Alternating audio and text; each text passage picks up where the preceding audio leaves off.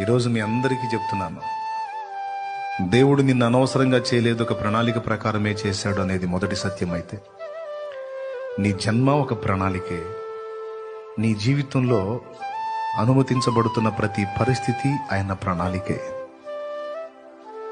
ఎంతో మంది పుట్టారు, చచ్చిపోయారు, నువ్వు ఇంకా చచ్చిపోలా. నువ్వు ఇంతకాలం బ్రతికున్నావు అంటే అది కూడా ప్లానే, ప్రణాళికే. గడిచిన 2 సంవత్సరాలు ఎంతో మంది పిట్టలు రాలిపోయినట్టు రాలిపోయారు, నువ్వు ఇంకా బతికే ఉన్నావు. ఎందుకో తెలుసా? నువ్వు ఆయన సేవ చేయాలి.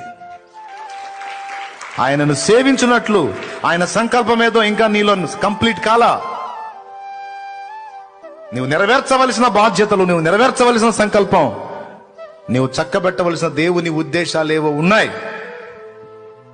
అది నీలో కంప్లీట్ కానంత వరకు నిన్ను పిలవడు.